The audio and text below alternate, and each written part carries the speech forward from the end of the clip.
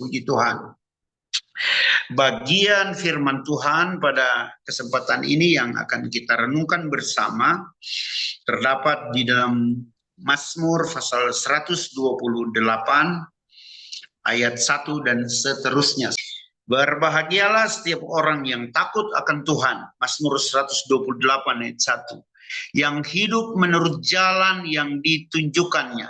Baik, sampai situ saja dulu pembacaan ayat 1 saja. Puji Tuhan, haleluya. Bapak Ibu Saudara-saudara, kalau kita memperhatikan pasal-pasal yang ada ini sesudah pasal 119, itu pasal-pasal yang ayat-ayatnya hanya singkat. Ada 4 ayat, ada 5 ayat, ada yang 8 ayat. Dan pasal-pasal singkat ini memiliki karakteristik tersendiri, ya. Karena pasal-pasal singkat ini selalu saja dimulai dengan Tuhan, ya. 120 dimulai dengan dalam kesesakanku aku berseru kepada Tuhan, ya. 21 aku melayangkan mataku ke gunung-gunung, dari mana akan datang pertolonganku? Pertolonganku ialah dari Tuhan. 22 aku bersuka cita ketika dikatakan orang kepadaku, mari kita pergi ke rumah Tuhan, dan seterusnya. Sampai kita menemui pada pasal yang ke-28, ada sekitar 9 pasal berturut-turut selalu dimulai dengan Tuhan. Haleluya. Dan kita sudah membaca tadi pasal 128, berbahagialah setiap orang yang takut akan Tuhan. Dan memang ini adalah konteks berkat atas rumah tangga. Walaupun sekali lagi, kalau kita membaca pasal-pasal singkat ini, yang selalu dimulai dengan Tuhan, ini tentu tidak hanya berbicara tentang keluarga, tetapi dalam beberapa aspek. Nah, Bapak Ibu Saudara-saudara yang diberkati oleh Tuhan, kita semua suka kebahagiaan. Siapa yang tidak suka bahagia? Ya, ada banyak hal yang indah, yang manis yang kita suka, ya. Kebahagiaan, keadilan, ya, kita merindukan damai sejahtera, kita merindukan cinta kasih, dan sebagainya. Tetapi Bapak Ibu Saudara-saudara, ya banyak sekali kita temui kenyataan dalam hidup kita tidak menikmatinya. Kita tidak bahagia, kita tidak sejahtera, kita tidak mengalami keadilan, dan lain-lain. Mari kita kembali kepada Alkitab. Ya. Yang pertama yang menjadi dasar dari semua yang indah manis itu yang saya sudah sebutkan tadi, sebenarnya adalah Tuhan. Haleluya. Ini dasar yang tidak boleh goyah, tidak boleh lemah dalam keyakinan kita. Ingat, kita adalah ciptaan Tuhan. Tuhanlah sumber dan Tuhanlah yang maha mengetahui kebutuhan kita akan kebahagiaan, akan cinta kasih, akan keadilan, akan kebenaran, dan sebagainya. Kalau kita terlepas dari Tuhan, maka hal-hal itu kita tidak akan nikmati secara sejati. Yang sesungguh-sungguh kebahagiaan tidak mungkin kita nikmati. Ya, kita tahu bahwa kita manusia sudah jatuh dalam dosa. Dan inilah persoalan, bahwa dosa membawa kita jauh dari Tuhan, terpisah, putus hubungan dengan Tuhan. Akan tetapi kita bersyukur karena kita sekarang ini, puji Tuhan, boleh menerima kasih karunia Tuhan. Tuhan Yesus datang dan menyatakan lagi kasih Bapa kepada kita sekalian. Haleluya. Puji Tuhan. Dan kita menikmati. Dari sejak perjanjian lama, hal ini penting sekali. Bahwa terhubungnya kita dengan Tuhan akan mengembalikan manusia kepada hal-hal yang diinginkan oleh manusia. Kebahagiaan, kasih, keadilan, dan seterusnya. Saudara-saudaraku yang kasih dalam Tuhan, tidak dapat tiada. Kita begitu bergantung kepada Tuhan untuk menikmati kebahagiaan. Berbahagialah orang yang takut akan Tuhan. Kemudian disebutkan di sana yang hidup menurut jalan yang ditunjukkannya. Haleluya. Pertama, kita harus punya relasi dengan Tuhan. Dan bagaimana kita menjaga relasi itu? Mari kita hidup menurut jalan yang ditunjukkannya. Kita tidak dapat kebahagiaan di jalan kita sendiri. Kita tidak dapat keadilan dengan cara-cara kita sendiri. Bahkan kita tidak tahu apa itu kebenaran dengan usaha kita sendiri. Kita dibingungkan dengan berbagai arti cinta, arti kasih yang dunia ini banyak berbicara mengenai kebahagiaan yang sejati. Ya, kita hanya dapatkan di dalam Tuhan. Mari hidup menurut jalan yang ditunjukkannya kepada kita. Maka kemudian kita akan menikmati jerih payah kita. Berbahagialah engkau dan baiklah keadaan.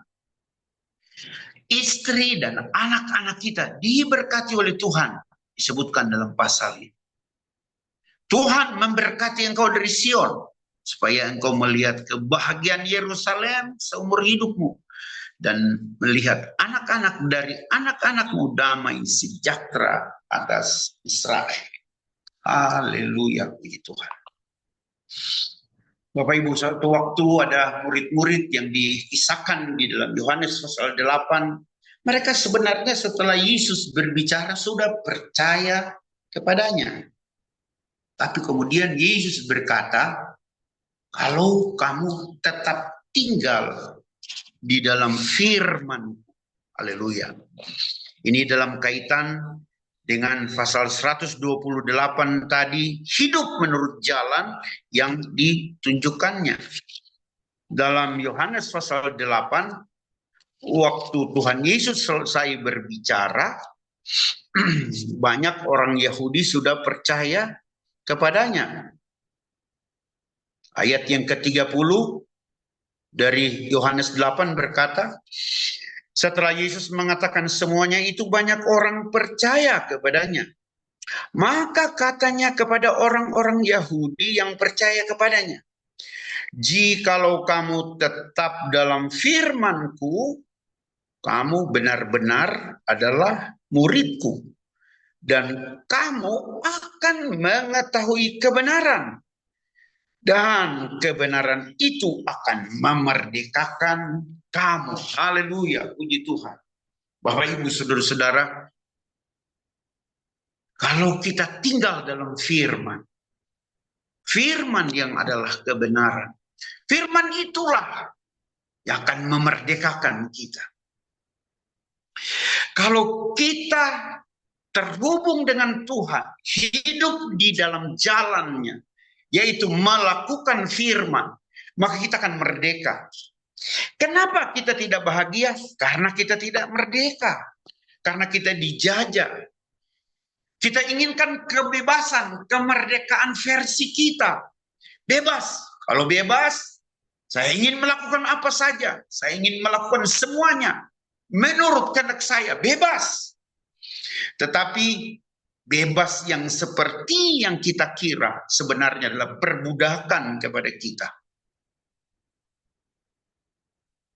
Seseorang yang terikat dengan narkoba, ya saya kan bebas. Saya gunakan narkoba, saya pengguna narkoba. Saya bebas, saya kan boleh menikmati tubuh wanita lain, bukan istri kita, atau berbuat cabul, bebas. Tanpa kita sadar, kebebasan seperti itulah yang menjajah kita. Ya, kebebasan dalam konsep-konsep kita manusia justru telah membawa kita kepada perbudakan. Kita semakin menjadi liar. Perhatikan baik-baik. kemerdekaan yang sesungguhnya sebenarnya adalah juga kesanggupan untuk tidak melakukan. Bapak Ibu, saudara-saudara, orang boleh tawarkan ini, orang boleh tawarkan itu, bebas kan? Tapi saudara juga memiliki kebebasan dengan konsep yang berbeda. Saya menolak, saya tidak mau. Haleluya. Itu kebebasan memilih saya dan saudara. Yesus sendiri berkata bahwa jika kamu dimerdekakan oleh anak, ayat 36 berkata, jadi apabila anak itu memerdekakan kamu, kamu pun benar-benar merdeka. Yang disebut benar-benar merdeka itu apa? Bapak Ibu saudara-saudara, dia hidup di dalam kehendak Tuhan, hidup di jalan Tuhan, hidup menurut firman Tuhan. Tapi itu kan terikat. Kita hidup di dalam aturan-aturan Tuhan, itu kan mengikat. Begitulah kebebasan yang sesungguhnya.